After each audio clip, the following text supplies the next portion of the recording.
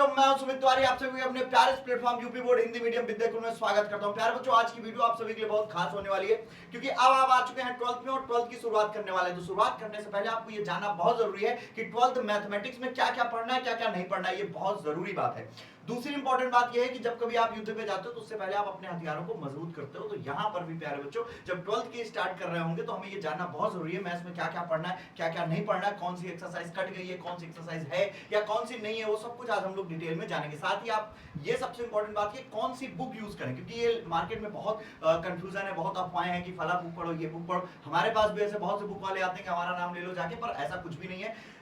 कौन सी सही बुक है आज उस पर चर्चा करेंगे। कोई भी ऐसी बुक पे चर्चा नहीं होगी जो आपके फ्यूचर के लिए अच्छी ना हो, लेकिन बस हम स्वार्थ बस बोल दें, तो ऐसा कुछ भी नहीं है। आज की वीडियो जरूर लास्ट तक देखिएगा, क्योंकि परफेक्ट बुक बताने वाला हूं। आप सभी को पता है, आप लोगों के प्यार और भरोसे पिछले 5 सालों से 100 में 100 मैथ्स में दिलाते आए हैं। अगला नंबर अब आपका है। तो शुरुआत करते हैं सबसे पहले सिलेबस की। तो यहाँ पर नजर स्क्रीन पर रखिएगा, विषय गणित है कक्षा 12। यहाँ पर सबसे पहले बेटा अभी डिटेल से जाएंगे। सबसे पहले देख लें क्या क्या है। एक बेटा यूनिट है संबंध और फलन की, जिस पर 10 नंबर का आता है। एक बीजगणित की यूनिट है, एक कलन मतलब कैलकुलस की है, जिसमें आपका differentiation, integration, continuity, differential equation और एप्लीकेशन के सब है। सदिश तथा त्रिविमीय ज्यामिति है, रैखिक प्रोग्रामों और प्रायिकता।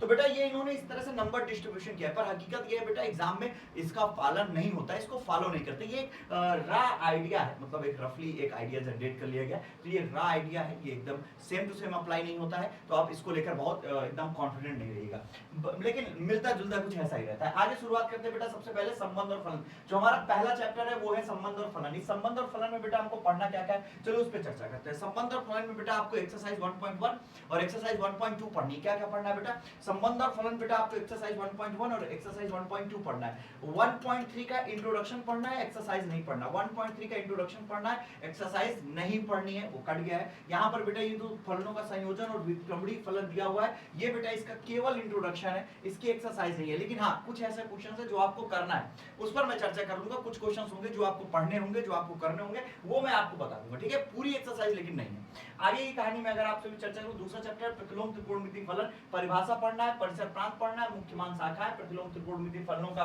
के आलेख, प्रतिलोम त्रिकोणमिति फलनों के गुणधर्म और बहुत से ऐसे फार्मूले हैं जो इस एक्सरसाइज से भी कट गए, जो कि मैं आप सभी को बताऊंगा, ठीक है। इसमें भी दो एक्सरसाइज है, 2.1 है और 2.2 है। 2.2 से बहुत सारे क्वेश्चन पुरानी बुक से हटा दिए गए हैं, नई बुक में कुछ क्वेश्चन अपडेट किए गए हैं, ठीक है। तो वो जो क्वेश्चन हटा दिए गए वो आपको नहीं पढ़ने। बात करते हैं बेटा बीजगणित। बीजगणित में दो चैप्टर आता है, एक का नाम बेटा आव्यूह और दूसरे का नाम है सारणिक। एक को मैट्रिक्स, दूसरे को डिटरमिनेंट कहते हैं। अब बेटा इसमें आपको क्या पढ़ना है, इसमें आपको 3.4 नहीं पढ़ना है, बाकी सब पढ़ना है। सबसे पहली बात ये 3.4 आपको एक्सरसाइज नहीं पढ़नी है, जहां पर बेटा एलिमेंट्री ट्रांसफॉर्मेशन करके इनवर्स निकालना होता था, वो आपको नहीं करना है। बाकी बेटा आपको 3.1 पढ़ना है, 3.2 पढ़ना है, 3.1, 3.2 और 3.3 ये तीन एक्सरसाइज आपको पढ़नी है, चौथी नहीं पढ़नी है, क्लियर है। इसके आगे चलते हैं बेटा सारणिक है। जो सारणिक में क्या करना है, सारणिक में बेटा बेसिकली आपको क्या करना है, आव्यूहों के गुणधर्म 4.2 में एक एक्सरसाइज है जिसको कहते हैं आव्यूहों के गुणधर्म। प्रॉपर्टीज ऑफ मैट्रिक्स वो नहीं पढ़नी, वो हट गया है। तो प्रॉपर्टीज ऑफ मैट्रिक्स 4.2 को छोड़ के बाकी आपको सब पढ़ना है।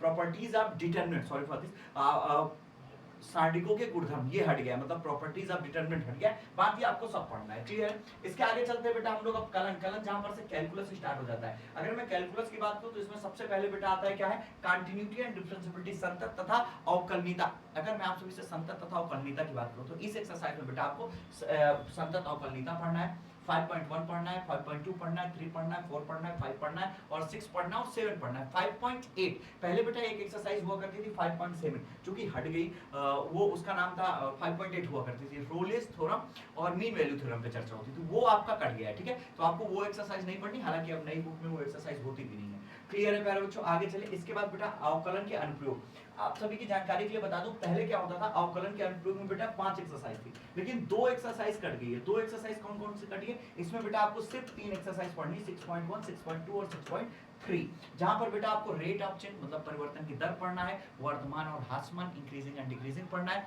मैक्सिमा एंड मिनिमा, उच्चतम और निम्नतम, ये 3 चीजें आपको पढ़नी है और कुछ नहीं पढ़ना है, क्लियर है। समझ गया बेटा, इतनी बात सबको समझ में आ रही। अगली एक्सरसाइज की तरफ अगर मैं मूव करूं तो बेटा अगली एक्सरसाइज आपकी समाकलन, जिसको इंटीग्रेशन कहते हैं। इंटीग्रेशन में बेटा आपको सब कुछ पढ़ना है, सिवाय एक एक्सरसाइज की। पहले 7.8 एक एक्सरसाइज हुआ करती थी, अब वो नहीं है। योगों का यूज करके योगों की प्रॉपर्टी मतलब लिमिट ऑफ सम, योगों की सीमा का प्रयोग करके समाकलन निकालना, लिमिट ऑफ सम का यूज करके इंटीग्रेशन निकालने की एक्सरसाइज हुआ करती थी जो कि 7.8 थी, वो कट गई है। तो टोटल आपको इस चैप्टर में बेटा 7.1 2 3 4 5 6 7 8 9 10 तक पढ़ना है। पहले 11 एक्सरसाइज हुआ करती थी, लेकिन वो 7.8 वाली बीच से हट गई, तो अब कितनी बची? 10 एक्सरसाइजेस बची। ठीक है, क्लियर है? यहाँ तक किसी को कोई दिक्कत तो नहीं है? ये सारी चीजें आपको यहाँ पर पढ़नी है। अब बेटा समाकलन में बहुत सारी चीजें पढ़नी, सिंपल समाकलन है बेटा, सब्स्टिट्यूशन वाला भी है, बहुत इजी एक्सरसाइज है, सब पढ़ाऊंगा, परेशान होने की जरूरत नहीं है। ठीक है, आगे चलते हैं बेटा समाकलन के अनुप्रयोग। इसमें बेटा भी आपको एक एक्सरसाइज दी गई है, केवल 8.1 आपको पढ़ना है, केवल एक एक्सरसाइज पढ़ना है। और बेटा जो दो कर्व के बीच का जो एरिया निकालने के लिए आता था वो कट गया, दो कर्वों के बीच का एरिया नहीं पढ़ना, बाकी सब पढ़ना है। क्लियर? एक कर्व के बीच में ही एरिया पढ़ना है। इसके साथ बेटा अवकल समीकरण, जिसको हम लोग डिफरेंशियल इक्वेशन कहते हैं, इसमें भी बेटा आपको एक्सरसाइज 9.1 पढ़ना है, 9.2 पढ़ना है। एक 9.3 एक्सरसाइज हुआ करती थी, वो कट गई है। अब बेटा आपको 9.1 9.2 9.1 9.2 9.3 और 9.4 और 9.5 ये 5 एक्सरसाइजेस आपको पढ़नी है। पहले 6 हुआ करती थी, अब 9.3 हट गई, तो कितनी एक्सरसाइज पढ़नी बेटा? आपको 9.5 तक पढ़नी है। अगली कहानी पे अगर मैं आप सभी से चर्चा करूं तो अगली कहानी बेटा सदिश। अब सदिश में क्या है? अगर मैं सदिश के बारे में आपसे चर्चा करूं तो सदिश में बेटा आपको सब कुछ पढ़ना है। सदिश में कुछ नहीं कटा है, सारी चीजें आपको सदिश में पढ़ना है। 10.1 10.2 10.3 10.4 सदिश में सब कुछ पढ़ना है, कुछ भी नहीं कटा हुआ है। क्लियर? सेम चीजें अगर हम आ जाए यहाँ पर बेटा 3D में, मतलब 3D पे अगर मैं चर्चा करूँ, 3D में जानती, 3D में बेटा क्या हुआ है? आपको एक्सरसाइज 11.1 पढ़ना है बेटा और 11.2 पढ़ना है।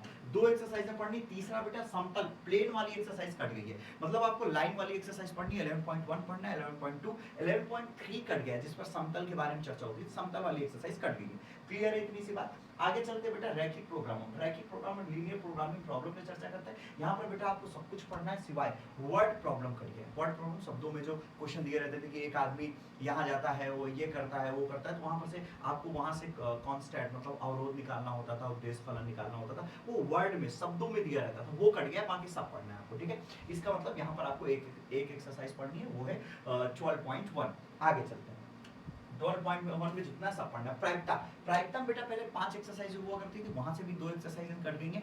प्रायिकता में बेटा 3 एक्सरसाइज पढ़नी है आपको, सशर्त कंडीशनल प्रोबेबिलिटी पढ़नी है, प्रायिकता का गुणन नियम, मल्टीप्लिकेशन थ्योरम पढ़नी है हमें आप किसकी? प्रोबेबिलिटी की। इसके बाद बेटा हमको स्वतंत्र घटना, इंडिपेंडेंट इवेंट चर्चा करना है। बेटा कुल प्रायिकता वेज प्रमेय, मतलब कि हमें पढ़ना क्या है? वेज थ्योरम। तो यहाँ तक बेटा इतना हमें डिस्कस करना है। प्रायिकता बेटा 3 एक्सरसाइज 13.1 13.2 और 13.3 बहुत इजी एक्सरसाइज है। ये तो था बेटा इंट्रोडक्शन चैप्टर के बारे में। हर चैप्टर वाइज बेटा क्या पढ़ना है क्या नहीं पढ़ना वो मैं आपको और डिटेल से बताऊंगा। अभी यहाँ तक हमने आपको बताया कि किस चैप्टर से क्या पढ़ना है, कितना पढ़ना है और क्यों पढ़ना है, इतनी बात हुई। अब सबसे जरूरी बात ये है कि आपको कौन सी बुक परचेस करनी है। ये सबसे बड़ा क्वेश्चन है और ये सबसे जरूरी क्वेश्चन है, क्योंकि सबसे इंपॉर्टेंट बुक कौन सी है ये बेटा मार्केट में जानना बहुत जरूरी है, क्योंकि तरह तरह के लोग आते हैं मार्केट में, तरह तरह की बातें चल रही। बेटा पिछले 5 सालों से पढ़ा रहा हूँ, 100 में 100 बच्चों को दिला रहा हूँ आप लोगों के प्यार, भरोसे और विश्वास की वजह से। बेटा आप सभी को एक जानकारी देना चाहूंगा, अगर आपको बुक लेनी है तो आप सभी लोग मैथमेटिक्स में केवल एक बुक परचेज करेंगे, और वो सिंगल बुक कौन सी होगी बेटा? एनसीईआरटी। आपको केवल एनसीईआरटी की बुक परचेज करना है और कोई बुक नहीं खरीदना है। अब आप लोगों के मन में सवाल होगा, सर हमारे सर ने कहा है एनसीईआरटी बेस्ड जितनी एक्सरसाइज एनसीईआरटी बेस्ड ये वाली किताब है, ये वाली किताब में भी एनसीईआरटी नहीं लेना है। उसके पीछे कारण ये, जिन भी किताबों में एनसीईआरटी बेस्ड क्वेश्चन है बेटा, एक तो फालतू के इतने सारे क्वेश्चंस आपको मिल जाएंगे कि आप सही डायरेक्शन में मेहनत नहीं कर पाएंगे। दूसरी बात, आपको एनसीईआरटी के क्वेश्चन थ्योरम के, आपको एनसीईआरटी क्वेश्चन कॉन्सेप्ट के रूप में नहीं पढ़ने होंगे, फिर रटने हो जाएंगे, फिर आप रटना शुरू कर दोगे। तो बेटा सिर्फ एकदम प्योरली डेडिकेटेड एनसीईआरटी लेनी है। इसके बाद बेटा जो क्वेश्चन बाहर से आते हैं, जो अलग से आते हैं, उसके लिए मैं हूं, मैं आपको पढ़ाऊंगा, एग्जाम्पल पढ़ाऊंगा। एक बुक आती है एग्जाम्पलर, उसके क्वेश्चंस भी मैं कराता हूँ, एनसीईआरटी कराता हूँ, उसके एग्जाम्पल्स कराता हूँ, एग्जाम्पलर के क्वेश्चंस कराता हूँ, और जो क्वेश्चन बाहर से और जगहों से आते हैं उनको भी मैं पढ़ाता हूँ, तो वो मेरी प्रॉब्लम है, आपकी नहीं है। और अगर आप कहते हो सर मुझे ज्यादा क्वेश्चन लगाने और पढ़ना है, तो फिर बेटा आप अपने आप को थोड़ा अपडेट करो और आप मूव करो आरडी शर्मा और अच्छी किताबों की तरफ मूव करो, क्योंकि 12 के बाद आपको कंपटीशन फेस करना है। तो अगर आपको और अच्छी बुक चाहिए, अगर आपको बहुत सारे क्वेश्चन करना है, अच्छे बुक्स की तरफ जाना है, तो फिर आरडी शर्मा की तरफ मूव कर लो। अदरवाइज बेटा सिर्फ एनसीईआरटी पढ़ना, फालतू की किताबों पे टाइम लॉस मत करना। मैं कह रहा हूँ बेटा अगर भरोसा है तो भरोसा कर लो, अदरवाइज फिर बाद में तो भरोसा करना ही पड़ेगा, लेकिन तब तक कुछ चीजें बचेंगी नहीं, काफी कुछ बर्बाद हो चुका होगा लास्ट तक। तो प्यारे बच्चों, उम्मीद करता हूँ आज की वीडियो आपको पसंद आई होगी, और जो भी कंफ्यूजन है, जिस वीडियो में आपको, जिस टॉपिक में आपको वीडियो चाहिए, या जो भी मैथ्स को लेकर आपके क्वेश्चन है, कमेंट करिएगा, मैं बताऊंगा जरूर। लेकिन एक वीडियो और लेकर आने वाला हूँ, बहुत प्यारी वीडियो है कि 12th में मैथमेटिक्स की तैयारी कैसे करें, 100 में 100 कैसे लाए, क्योंकि हमारा वादा है मैथ्स में 100 में 100। आप जहां भी पढ़ते हैं, जैसे पढ़ते हैं, अपनी बुक और किताब में लिख लीजिएगा मैथ्स में 100 में 100 इस बार, ये वादा है मेरा। आप अगला नंबर आपका है, अभी रिजल्ट आएगा, आप देखिएगा कितने सारे बच्चों के मैथ्स में 100 में 100 आते हैं। थैंक यू प्यारे बच्चों, उम्मीद करता हूं आपको ये वीडियो अच्छी लगी होगी। लव यू ऑल, मिलते हैं अगली क्लास में। Thank you and love you all. पढ़ाई करते रहे, मजे करते रहे, और रेगुलर क्लास लीजिएगा, मैथ्स की कोई भी क्लास मिस नहीं करिएगा, अगर आपको मैथ्स में 100 में 100 नंबर चाहिए। वादा रहा हमारा और आपका। कमेंट करके बताइए कैसी लगी वीडियो। Thank you.